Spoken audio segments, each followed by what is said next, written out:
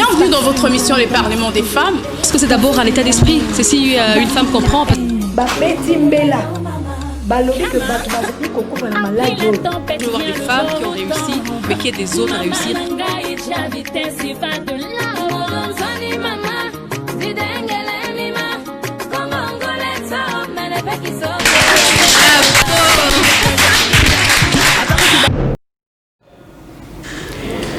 Bonsoir mesdames, messieurs, merci pour votre fidélité sur Kinatu Télévision. C'est l'heure de votre émission, le Parlement des femmes. Cette émission a pour but de donner le goût à la femme, de travailler dur pour faire preuve de humiliation, puis promouvoir les atouts de la femme.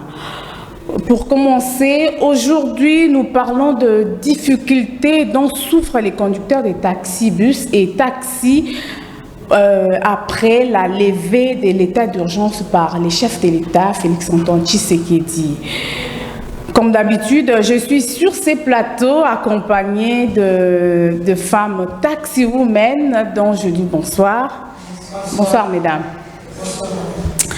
Également, je suis accompagnée de ma consoeur Déborah Kabinyanga. Bonsoir madame Déborah. Bonsoir madame Patricia.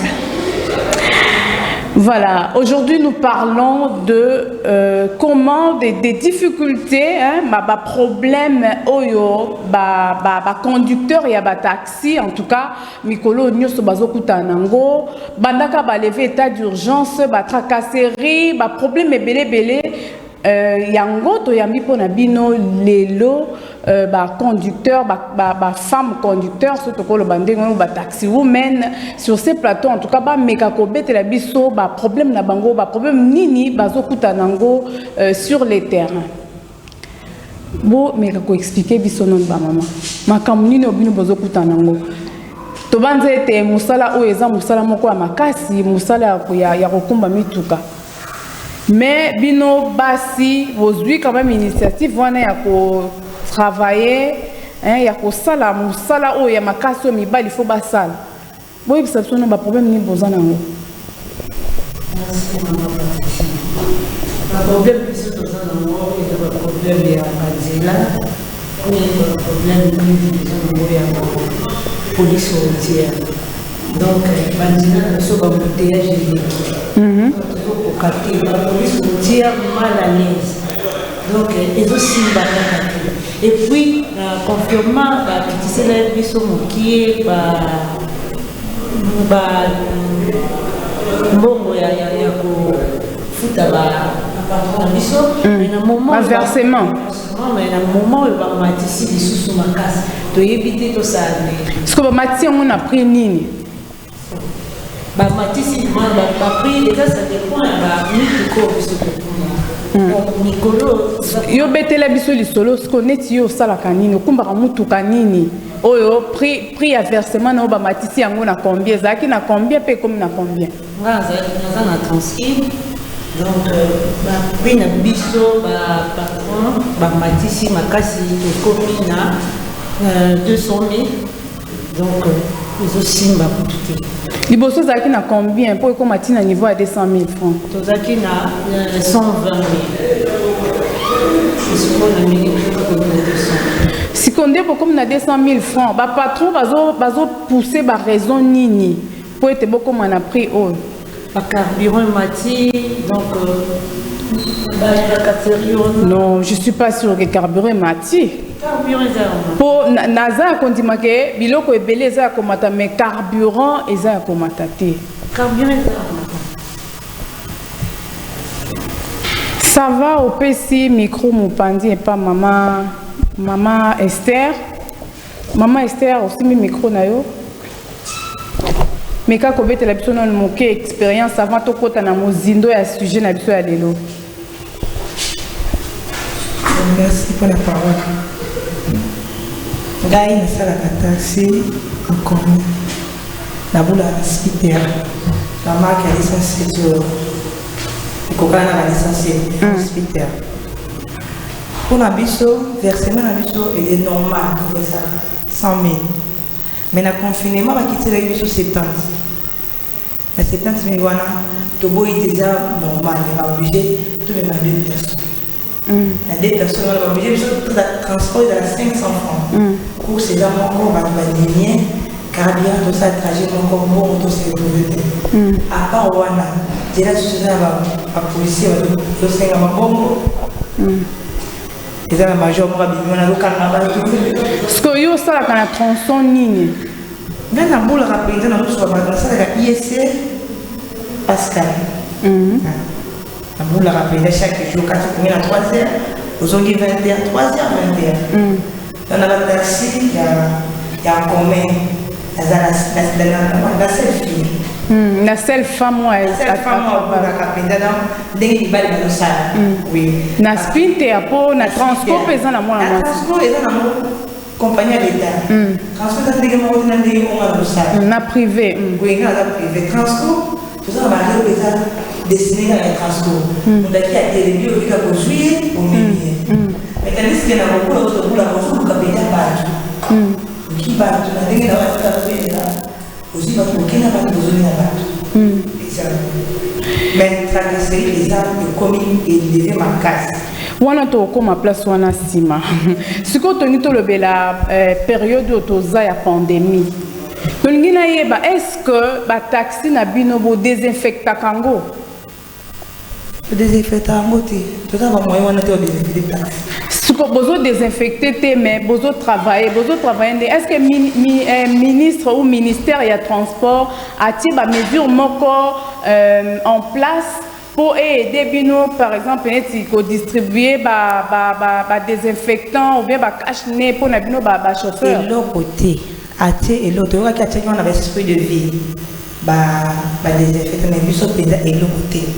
Donc, mon tour à CPD, on va cacher les déserts obligatoires, ma cliente va respecter moi cacher. Est-ce que bien peut pas chauffer besoin respecter? Tout là, tu as la mise au baïsa et tout fumant. Un mot qui tient en bas, un mot là, c'est un zolo. Mais quand tu es Angela, tu peux tout faire au conduire, tu es la cache dans la zolo, c'est impossible. Non, impossible, mais ça problème à volonté. Pour malade des alliés, est-ce que vous êtes consciente que malade des alliés? Merci beaucoup. Personne mais n'a pas si mal pas non maman nasi comme ça yo pour me cobéter tronçon na yo travail à kabisika yo kenda kawana eza tronçon nini ça la victoire ipen yo zana mutuka nyo sala spinter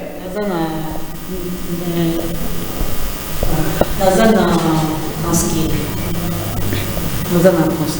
bon, yo za la transkin, bete la biso non moi li solango. Est-ce que transkin na bino, est-ce à l'état n'est-ce pas? Oui. Transkin est à l'état. Oui. Ministère à transport, est-ce que a qui vraiment ba désinfectant on a à disposition na bino? Tout le monde a qui a voté. Bon mon yelo côté. Oui. Est-ce que vous travaillez ndenge nini yebisa biso non? Ah bon. Donc bolam ki na tongo osokolika mutu kalibanda. Donc vous êtes exposé, c'est-à-dire que vous êtes... Oui, vous êtes vraiment exposé. Vous êtes exposé. Mais vous avez dit que vous avez pour omi batela. Vous êtes déjà caché. Mais vous avez caché dans le ministère autonome. Paiement,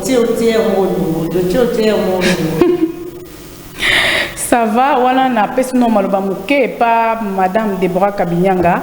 De ce cas là, mais tout n'a pas makamalo ba ye pas à client chaque jour à ça ka va et vient quoi comme sala to éviter ba problème ni ni pas okutana ngo avant na zongela bino pour to poser sous ba question mususu ya ko yeba nzela. En tout cas merci pour na maloba pisinga na sepeli mingi na sepeli la moni ba femme conductrice ba ngana na matin na za chance wana matin mutu kate que moi si transport en commun moi ça okumba maintenant sepeli là on va bien essayer comme ça on était manzela essayer comme ça na pe na matin na sepeli mingi on moni. Et là, on a mis le bébé, biso basi to ba a nyoso ka égalité. On dit qu'ils ont mis ça ba égalité mais ça mais ça musu bo ça. Quand même c'est encourageant de voir que c'est mis ça là to ça là mais biso to kumba moto. Comme to ba mukete ya munene. Transki les hommes to comme kete. Spinter les hommes to comme kete. Donc c'est et là que ça que to ça comment to ça limité té. Les femmes to tikalika na niveau na primaire to ça la quitter. To comme bien que se débattre, comme bien que moyen tout s'en sortir dans ndenge na biso moko. Mais j'avais une question des mamans netiyem ta dans secteur privé. Maman Esther. Maman Esther, dans le secteur privé. Dans le secteur privé, na bino, na société na bino. Pas yébi que tout ça, na période de pandémie, tout ça na bon. Yé société, na pesi bino même pas ba cache-nez, na ba désinfectant. On a vu ceux dans la société déjà, on doit se mettre tout canal. Azui va chauffer. Mais c'est la société. Azaka patron, c'est la société. Ça va mettre les gens vont passer. Ils sont mon compte, tous les badina, tous les autres malades. N'y était à ta biso, à ta vola, à ta peuple. À ta madame, de badina, à tes cachets naïs, ce qu'on m'a reconnu à des déterminants notamment en poche. Au pas de qui font ton détergent à la badina au salon. Ils ont pas ce qu'on fait, ça va jouer un moment où n'a pas de temps. N'a plus va engager, va travailler tout le temps. Tout ça, un moment passe. Pandémie, aussi, il y a des gars. Même la dira, pas tout bazar. Toujours pour la carte, on essaie de faire la moto pardonner et ça. Même après des confinements, bazar P4. C'est 4 personnes au Liban, comme ils se passent, ils m'acassent. Et les bien. Tout le monde va bazar et l'arrêt. Bon, oui, ça, c'est un bon travail. On a pénal le bon temps client. On a remarqué que depuis déconfiné, depuis ma camoison est normal, au moins 8 ou 4 zate. On va dans la zate, mais 8 ou 4 zate. Donc, au hôtel manaré, au bimineti, biso, na bon marché, boulevard est facile. Mais Migolo côté, ma pénal, t'as 2 heures de temps, taxi à boulevard y était. Hôtel limite taxi, est-ce que ton nom mis tout n'a pas? Les camons ils en ont, tu vas voir à Gombe que les akuna, tous les camons ils en ont. Hôtel nous payons un taxi, ça dit tu vas ça. Mais n'a évité dans ce côté d'un bon IEC pour l'université, ça la akuna, tu vas qui des classes T, peut-être ça peut se comprendre. Mais bien tu biso bateau tout ça à côté baba, il y a Gombe donc tout ça a difficulté à transport. Bah tu peux ça beaucoup pour les mettre sur le chauffeur, c'est un gars qui n'a pas ça. Pour la pas ça. Au matin, on va vous capables, nous devons nous soigner, nous sommes obligés de nous apporter des séments, nous sommes obligés de caractère, donc nous allons nous faire un bon secours, au tel qu'il faut souffrir, nous allons si baza tes dû à cause de la pandémie ou bien ça que bazo banga kobima et ce moment là que bon c'est que les gens vont avoir crise pendant côté makasi pas de tambola te pour nous faire tambola dans un bon transport chose na moto va na ndako comme était solo le 28 juillet dernier à ministre provincial il y a transport à Mons Mokoso a autant que bête la bino c'était mingi pour na ba itinéraire tu remarqué ba itinéraire eza sous tête tu dois comprendre te voilà m'kana tongo bo transport eza prix même ba prix eza mususu ceux qui te commis n'a pas quoi prix échangé na tongo eza rasto que 1000 francs to comme na midi et comme équiti 500 ceux to comme na ba air de pointe transport et mati talo na epité pour na bino bomoni yango ndenge nini bo mekano ko expliquer biso système moyen changement ya ba prix brusque ndenge wana ezaka nini. Bon, changement brusque wana côté de ces ambitions on doit se retrouver côté de ces embouteillages tout ça on ça là selon calcul il y a bateau faut que aux obligés que Pascal mais comme on a des bons bouchons il y a 2 heures de temps sur la place c'est que na koma c'est qu'il y a embouteillage na bip c'est dans la bip na sukawa au monde mais na talo kaka moko ce qui maman le maman parti ça le bip na itinéraire il changer tout ça la ligne hôtel na tongo au bout de 1000 francs mais na moi c'est quoi autant na poste na dans la moi de 5 types pour continuer à continuer pour gabo non c'est retrouvé dans l'hôtel donc on a tient à 1000 francs et matanga moi niveau ya bon pour fonctionner au gabo mbango on fait ça nazo nganda ko moi avant et on mona to ma ko kata na moi to tient moi 1000 francs to kati ko IEC dans musique donc moi IEC de la Pascal IEC 5 francs ça va trajet pour notre transport on a venu IEC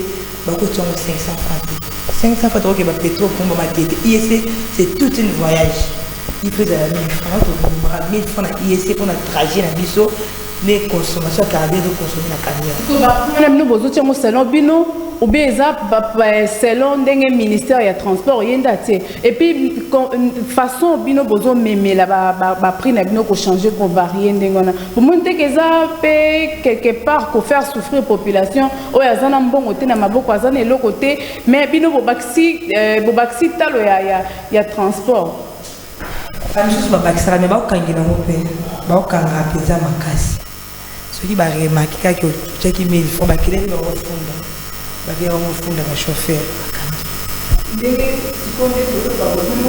mais que boza aussi dit na part ya responsabilité wana na kati Si vous avez dit que vous avez dit on a 500 francs, on a continué à trajet, on a pandémie, on a côté, et vraiment pas si pour nous à se retrouver dans cette situation 500 francs de trajet.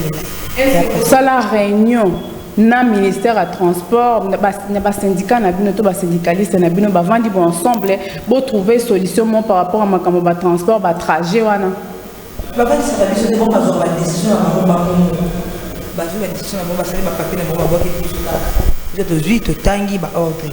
Non, bah, il était que ça va chauffeur, va chauffeur, va poser toute ma question. Total, ça va passer dans le biseau, on dit ma difficulté. Non, je dois garder tout le monde. Nabanzi le 28 candidat au Koloba. Est-ce que vous êtes au courant que le ministre quand même a bêtisé dans l'itinéraire? L'itinéraire, tout ça c'est l'itinéraire normal. Mais pendant la pandémie, chauffeur comme on le dit là, il faut payer ça bon. D'accord, se baser quand on a ISC. Si on est là pour te dire, ok, pour marquer beaucoup. D'accord, tu vois pour ngaba beaucoup. Donc il est d'ici là. Mais tout le barokangela. Est-ce que vous avez barokangela pour itinéraire balobi et la taxi bus en tout cas il faut que tu aies un itinéraire aux autres que les wap plutôt aux autres. Et on est obligé de passer ma place. Difficulté ça n'est pas la peine. Maman Nancy. Le bel abisso non le cambo itinéraire pour na yo tomo na ndenge ministre beta qui vraiment c'était ma casse pour na ba itinéraire na bino to kolobani mo konzambo ka beti c'était to landa kaka mais batala pe passe na biso tozo souffrir batala passe na biso basala ba bongisa makambo nyonso ezala na ba norme bien donc toza vraiment na passe ba embouteillage donc moi été tozo kokati. Tiers au bozo kutanango makasi mikolo yo. Eza dû ya bino moko comportement na bino ekumbeli na bino ou bien eza kaka nde tozo ka ato kumbi bio ato gare malamu zaka pesa mbota ya likasu. Kande ozoloba na mama ato kumbi bien ndeti biso basi to la ba norme vraiment. Pour moi ça sala moi berere ezala passe. Biso basi to la ba norme mais ezaka passe. Nzela so bimiango ezaka passe. Est-ce que bakanga pe mingi? Oui, bakanga. Au faut ça la nini? Bakanga so sali moi erreur moki bakanga ka. Mais on est sala. Pour ngana ebi esika moi ça azali ordre ezali. Bon, en tant que moi si yoba kene okango zokuma mutuka, c'est que ozokuma on a des ordres. Bakanga biso mais ngangai ekomeli nganote. Mais bakanga baoyo basala moi bera ngiko moi nozolobela mibali tozolobela na côté na même basi baoyo batumba ba personnel baoyo sala moi erreur bakanga bango maman na sesi bakanga yo pe bakanga bongai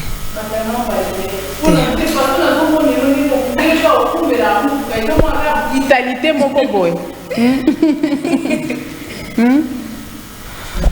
mettez biso non bakanga déjà bakanga là nous sommes dans meka moni ba policier na biso ba agent de l'ordre en tout cas ba dokanga ça sans motif parce que surtout moni moi ça va vite été on a pédale les bateaux kenega dokanga mais moi ça on peut dit ami comme il est déjà dami comme la peine. Si on a une base que Moussala est chauffeur on est en tant que basi. Est-ce que vous savez on peut la makasi ou bien et ça les labino est moins différent na mibal. Vous se sentez vraiment na kati ya po ya Moussala ou bien Bossala boto sala ngokaka. Moussala monter à Wazal. Le mot est Wazal raté. Moussala kilo ko nyonso na bit. Dès que na sala Moussala na bit. Les accanons nous premièrement réfient à m'arriver bello dans toute la vie. Et on essaie. C'est le parlement des femmes, non? Tu vois, pour mon camarade, on a vu un parlement des femmes. Oui, c'est dans mais c'est la vie historique. Vie est dans ma caméra, ma casse. Vie est dans ma vie. La parcours, vie m'a chez moi, moi passe ma casse. na niveau pena mibali nga mibali ba bebisanga pena mutu on a comme chauffeur oui en tout cas atala ki pena te na moi si a valeur soki azala tout ça eloko moko na vie de mobali ba pese valeur ce qu'on va nous c'est kaka nyonso pa mobali en tout cas mobali ko manipuler facilement ezaki pena manipuler totalement jusqu'à ce que na prendre conscience na bino faut na faire un métier moko boye et puis ça kilo en plus et puis ça ma casse de monnaie mais ko bokana avec chauffeur na bando ça la première fois na négliger qui ont vraiment na négliger qui ont juste fait na kumoko boye na bité fona bando ça na bando ça donc on va y aller ça na mibalo balo mépriser auparavant donc beaucoup ça se peut bien na ba ko ba no si ma mona lo ba on va gagner mon beaucoup ça na gagner mon ça on va là yo na poto tone après ça 4000 fois ça quand le mbala ko pe so mbongo faut flèche aller d'accompagner en retour ça on a mon balle pour ko ça moi c'est mbongo ko passe na ngai mo ko dépasser ta de 50000 ngamo no sela pantalon no resoba et là-bas no resoba planche no resoba ça cause la retour mo be ko ça moto de retour donc on a eu propose que ça na ba tena ba kuya mibali donc ba côté na musala ki chauffeur na musala ki chauffeur te misala était belé au moins ça pour ça là azipe valeur et ça que chauffeur te pour que chauffeur est belé ba ko kamote en tout cas dans le monde le chauffeur dans le monde encore ce monde moi ça coach à télé il faut pas moi ça déjà si ko betela biso no li solo ngo ya tracasserie na période où il y a levé d'état d'urgence pour Mikolo on dirait moi ba PCR ba télémi mingi tozo mona ba mingi ko kanga tozo ebate bete biso mo lisolo ngo ya kaka eza bien ka ou bien ezali confinement pena ba sela ngo ne ba soda ba sela ba roulage ba sela ngo ba tout ya transport confinement pour ba soda ba se retrouver dans des moments incroyables taka ka ba c'est deux personnes na moi na bébé ba compter 11e pas que na camion pardon na tout nos questions oh tant bakanga bino ba PCR bakanga bino ba senga bino ba monde mbongo ane kendara wapi biso to yebite wana siko ke l'état ba tout na bango moko pona na confinement ba lié mbongo ko saba vantir ya ko saba vantir na kolona ka bibina GB na yebi kombo na été ko kanga ba tu fona sima mini kombo kanga ba tu pour rien mais fatigué itinéraire moi on est bandit depuis quand pour itinéraire depuis confinement là va être confiné maman abîmé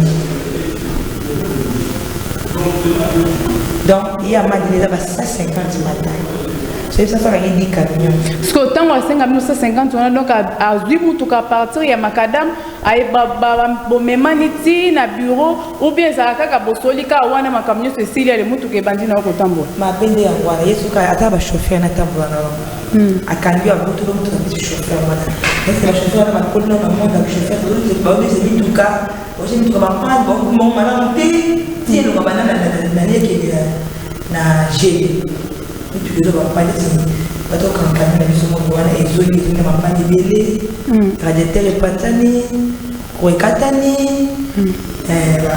ba nini donc so mapandi na biso mo to fitina mo mama sous camion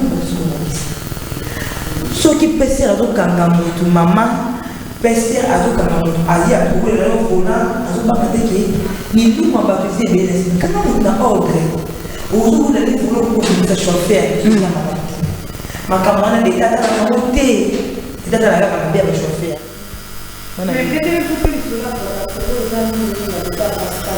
nazomona bazo ya sens unique ba sens unique moko to sala mawana ko mona ba roulage ba télé biso non sens unique to ko ta mo pour embouteillage mona embouteillage là c'est notre combien de na mona embouteillage les autorisé tête ils ont autorisé tout ça là comme contenu embouteillage ya nzela oui qui est à bongo ce que vous avez dit faut que tu sens unique au balu que tu sais là to boya ngo to ko ta ngana ko ta sasa un peu on a sens unique non il faut moko boko c'est la pe ba roulage makam bien que bazana ba on peut na moi ba déraillement oui mais d'autre part bino pe vous avez pas problème parce que au tu koloba bien que sens unique est interdit mais au salé la kango quand même et là qu'on va payer ça au salé quand même réseau ça oh non parce qu'il y a des embouteillages est-ce que beaucoup cause à la tête na ligne kaka bien que embouteillage les ali mais bozaka kawana malé beti bozoken est-ce qu'il faut rekota kana banza ya muninga mususu kaka poyo ole kamala ba roulage ba mo ba créer l'embouteillage nandenge si comme on est roulage elle fait ça pour la nuit l'embouteillage on va profiter à quand embouteillage personnel l'embouteillage on va profiter à quand chauffeur on va tourner le dossier na mutu on peut créer des roulages on va aller au hôtel nous ça donne des wa il y a hôtel mais ça n'a pas kanga na embouteillage les roulages on va profiter ba mo ba créer l'embouteillage mais tout ça tout ça la tanga il faut na balu ça pas tout pour na qui est ba est-ce que tu as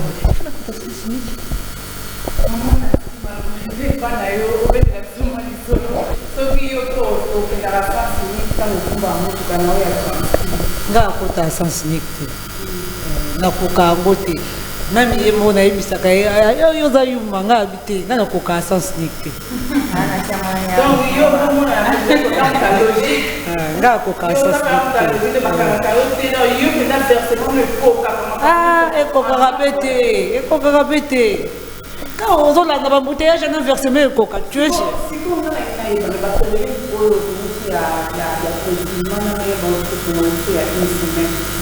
est-ce que ceux qui versement ndenge boti koloba chemicolo batu bazate bazomona te na nzela ceux qui versement na yo ekokite tant ozokende ku verser yango kotika yango epa mokolo mutuka bosuka na ndenge tosuka ndenge nini bato bazate non ya na pesa explication nazo se mutuka nazo na moni ke nazo bato bazape tani nazo se mutuka no attends na continue mutuka na place na ya na ero yo pesa na yo so se mutuka na mona na salinda bona na tikini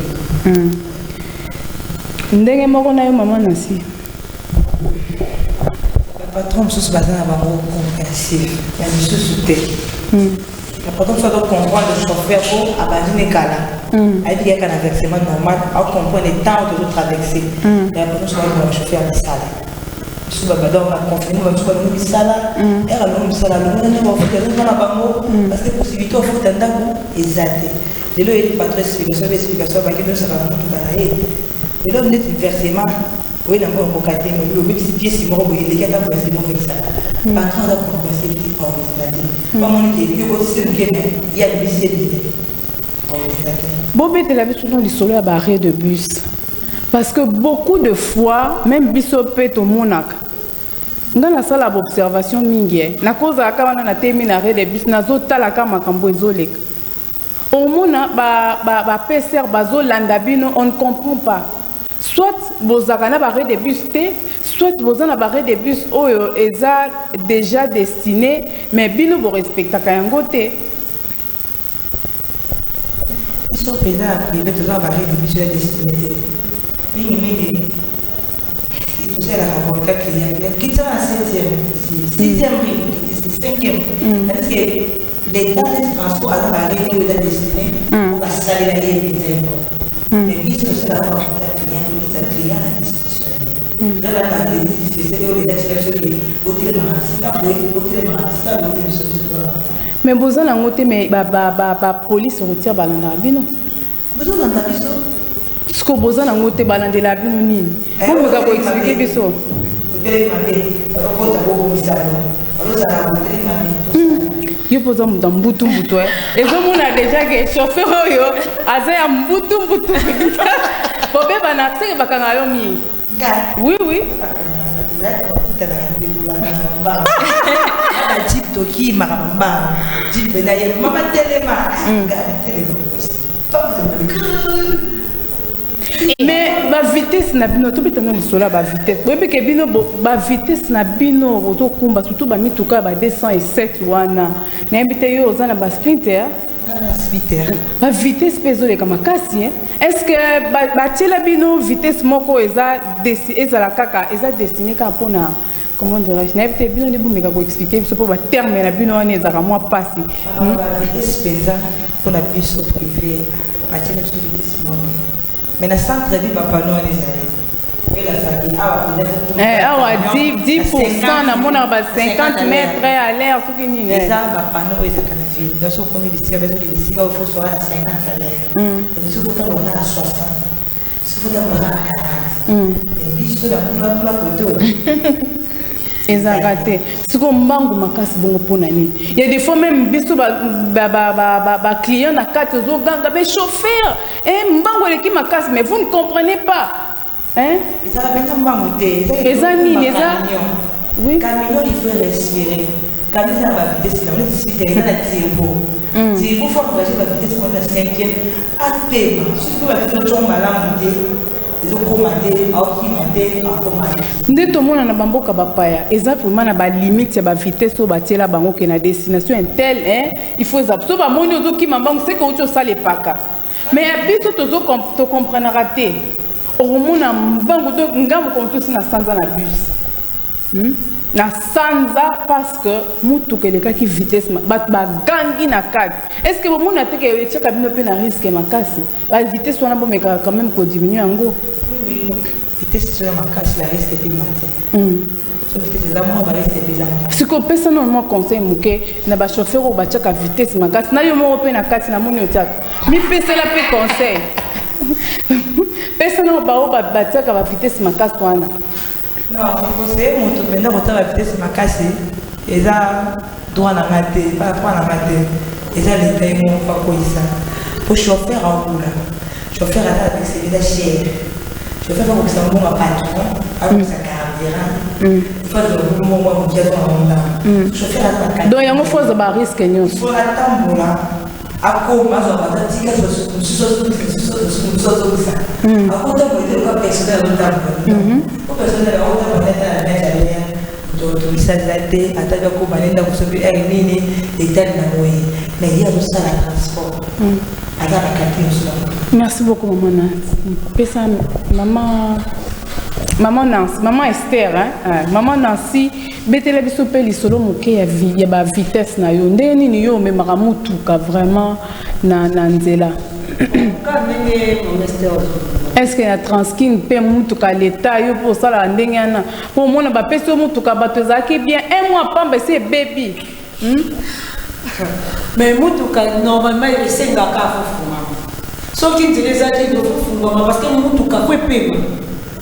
Il y a un mituka bato ezobeba après avant une année. Sauf quand on la ils sont un moteur qui ozobe bisende mutuka. Donc moteur est senga ka pe. Les réseaux senga on continue sa vitesse. Ma vitesse c'est ma casse wana. So que c'est ya makasi, so ya makasi, so c'est ya malé, so ya malé. En tout cas, bino boza somo makasi. La bandete ministre provincial de transport azota la bino a rocha mibe kwa makasi. Il faut que la bino mibe kwa makasi. Bobo ko sandi sabat, bobo mi sabat. Ba sanza te. Te, o sandi ngasi na sanza nga. Ba wana ba sandi sa bino biso to kumbana ki mama.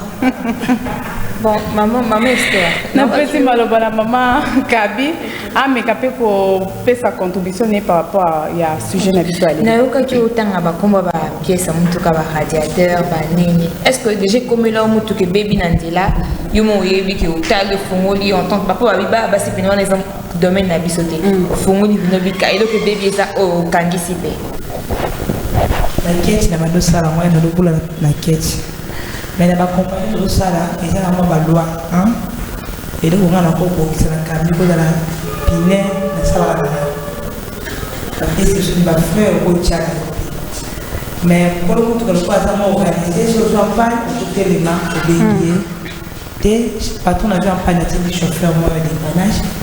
Allez, peut-être la baignotine, la pas de moquer, tu n'as pas comme des gars, on a eu en panne, on a eu des ingénieurs de solution en panne qui gagnent. Il faut signaler parce que les ténèbres en panne qui gagnent à comprendre. Voilà, c'est aussi mal et bon, maman, il peut bon ça. Mais ce qui en panne, pourquoi il y a panne, il y a l'eau parce que tellement de hommes, les médecins d'abord suffisant la carte. Bon, ok, on a toujours que mais plutôt comme on a sous émission na biso, na lingi na yeba est-ce que ministère ya transport pour na bino basi, pour ba chauffeur femme, pour to benga ba taxi women. est-ce que ils ont un mobeko moko batiela bino pour protéger bino en tant que basi ou bien mobeko ezate mobeko pende ezate na ite soki na ba l'état ne peut pas na l'état et quand à moi privé mobeko bo ezate pour na nga penza na za mwasi akolo baso ministre de transport Hollanda il faut que ce soit des basi pour na to ke luka bisala ba to ne va profiter la sima na biso pour ça qui musala à certain mais ça m'a beaucoup pour engager zo mo ça soit passe mais ba tu dois comprendre mutu so ko ya bien mais entourage ay ça moi ça na compagnie tike ka bo il est ya mwana ti bisi est-ce que on pas na ba luka senga ndoto na nga ngala bo tike na musala to zo no na bisika wana biso de la basi na mona peut tout ça bien exposé totalement maloba pas na maman merci donc na mona tout exposé maman ba politique ba de solution soki ba conseil de biso le comment l'état loi moko oui donc tout ça vraiment exposé na bandi ete ministre ya transport asili koyoka makambo nyonso bouti koloba boza vraiment na posa ya baloi oyo ekobanda koprotege bino lokola basi na misala oyo na bandi ete message ekomeli ye eloko ya suka ekozala nini message nini bokoki kopesa na ministre ya transport eloko nini bokosenga par rapport ya badifficulté oyo bozokutana nango na nzela ona biso aussi un soutien à ministre de transport mais qu'on soutenir biso basi quand à moi tout ça pas de pays ba doit proposer ba problème pas na kali si pour croire pour la sala mais quand tu as la camion ba tu mo ko la sala déjà exact ba ko so ta na ko ji ko si mo do to na da ni là ba ko sa pour y pour la mais capacité de possibilité exact dans le monde tout cas j'ai la terre de nous ça ko aussi so mi ça c'est le comment pour la biso encadrer tout ce que vous avez passé de encadrer l'amour et la définition il y a beaucoup qui passe et tout pour la vision passée à niveau maman Nancy message na ministre pour na ba difficulté en zela o bozo kutana ngo kaka toujours c'est la ministre atteindre la vision vraiment atteindre la bino nini faut y la vision makabu ya zela et puis atteindre la vision vraiment ba makabu oyo toza na biso basi toza na posa basa ya biso atamu yo ko ko boye ezala biso mo basi ba encadrer vraiment souci na biso ezala ngape na ngina baxela bino bolobi te en tout cas bomi batela makasi tout na misala na bino oyo boza très exposé en tout cas eza pasi makasi bien que ba moyen exact mais bosala makasi cash ne comme 500 et cash ne comme 500 désinfectants eza nango moins cher wana to passer na rubrique na biso mususu o to bengaka talent des femmes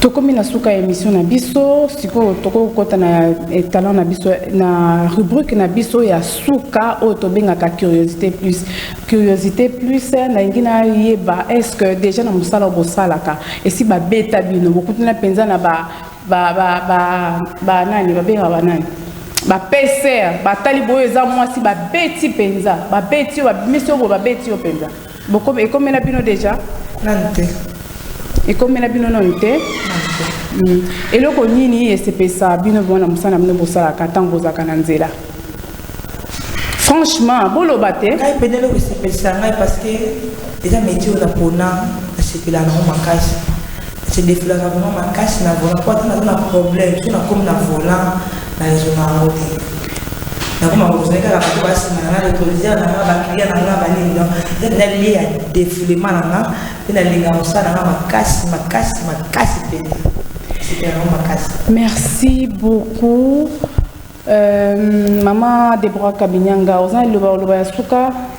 Moi, conseil Mouké, pour remercier et pour encourager Basi parce que en tout cas, voir que Basi va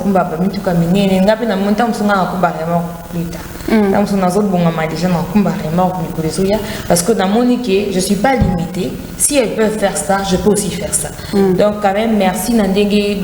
Pour une des abusants qui s'appelle Nabiso Bao, au lieu de côté Kanzoto, tous un métier de Kosala, ils ont transport de Kosala, mais ça n'y a pas de basala. En tout cas, si je peux dire quelque chose, voilà.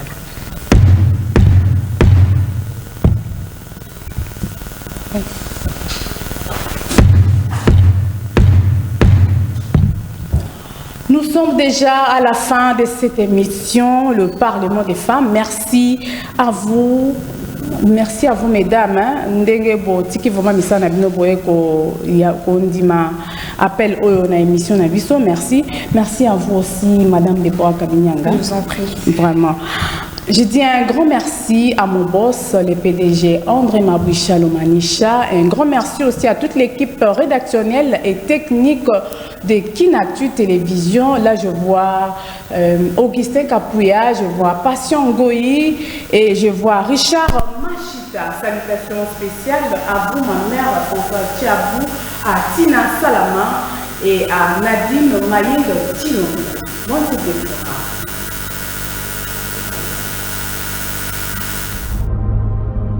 Bienvenue dans votre émission Les Parlements des femmes. Parce que c'est d'abord un état d'esprit. C'est si une femme comprend. Je veux